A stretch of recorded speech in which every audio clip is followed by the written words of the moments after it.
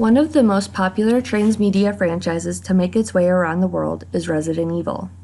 Resident Evil follows the outbreak of the T-virus and the Umbrella Corporation's involvement in the creation of an apocalyptic world. The franchise began in 1996 with the first Resident Evil game for the PlayStation. It has since then grown from a video game series into an expansive multi-platform franchise. Resident Evil was created as a remake for Tokuro Fujiwara's original game, Sweet Home, created in 1989. Its original name was Biohazard, but as there was a game series under that name in the US, the name was changed to Resident Evil, but is still known as Biohazard in Japan. Resident Evil covers more than just the well-known game and movie series. There are also several other forms of media used to expand the storyline. Some of these other forms of media include novels, novelizations, sound dramas, and merchandise. Since this franchise covers more than just one angle to the story on multiple different platforms, it is called a transmedia franchise. According to Henry Jenkins in his book Convergence Culture, a transmedia story unfolds across multiple media platforms, with each new text making a distinctive and valuable contribution to the whole. This is exactly what Resident Evil does, expands on several storylines that come from the same event. Transmedia is more than just using a few books and a movie series. It hooks the audience by giving more information to the franchise as a whole, looking at every angle rather than the same one over and over again. Resident Evil's use of transmedia is extremely effective when it comes to growing the franchise and gaining supporters. The franchise covers video games, movies, books, comics, audio dramas, and several different types of merchandise. The franchise aims at several different types of audiences. By doing so, they are gaining support from not only those who love the games, but from movie buffs and book lovers alike. In order for a transmedia franchise to be successful, it is important to focus on more than one audience, which is exactly what this one does. Appealing to more than one audience and including more than one storyline is an effective way to expand the franchise and to have a positive effect on the audience members. The audience benefits from having different points of entry into a franchise or series, meaning they have multiple different stories to follow, different information to gather, and different opinions to form as they get into the franchise. By utilizing the audience's preferences to get them to like the franchise, it can help the fans relate and connect more with the storyline and/or characters. Having different forms of media to bring the fan base together benefits both the audience and the company, as they gain more audience members and as the audience members gain more knowledge. Resident Evil is both a commercial and grassroots transmedia franchise. A commercial transmedia franchise is one mainly run by the company or companies who created and started the franchise. Grassroots transmedia franchises are usually created and maintained by fans of the franchise.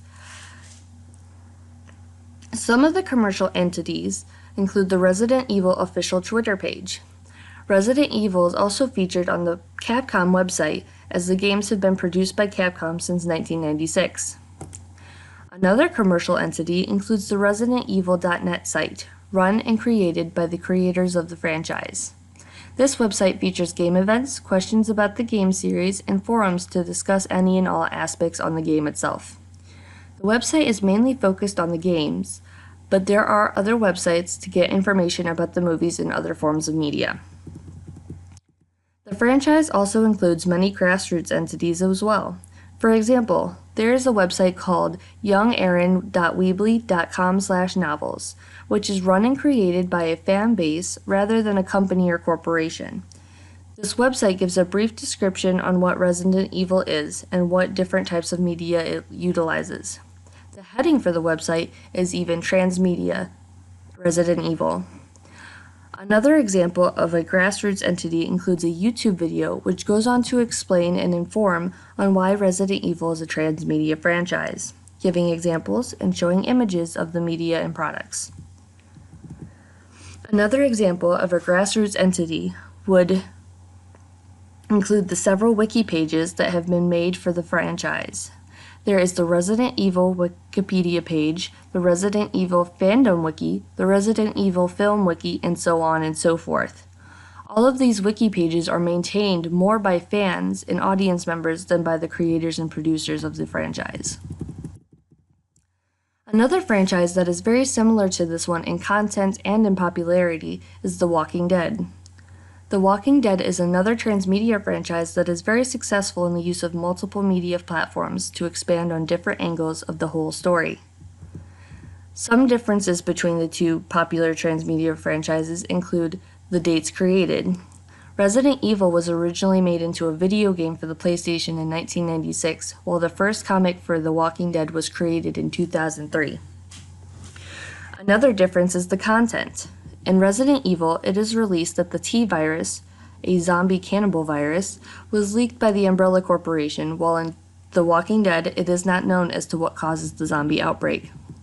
Also, the zombies in The Walking Dead are average, decomposing human zombies, while those in Resident Evil are deformed, malicious, and vile monsters, rather than the undead-looking humans. There are some zombies in Resident Evil that resemble the average zombie, rather than a mutation. Some similarities between the two franchises include media platforms. Both franchises have several different media platforms: television, video games, books, comics, and merchandise, although Resident Evil also includes films into their franchise. They are also similar in popularity. In recent years, the zombie theme hit it off with several different audiences, making the theme very popular amongst viewers, and both franchises include different ideas of what a zombie could look like, act like, etc. While one goes with the traditional zombie aspect, the other takes it in a whole new direction. Both of these franchises have utilized the different types of media to expand and grow as a franchise, making them very successful examples of a transmedia franchise. There are several franchises that do not utilize transmedia, but are still very successful, such as the series of unfortunate events, books, movies, and show. A franchise does not need to be transmedia to succeed, but it does have a different effect on the audience members. Resident Evil is the perfect example of a successful transmedia franchise.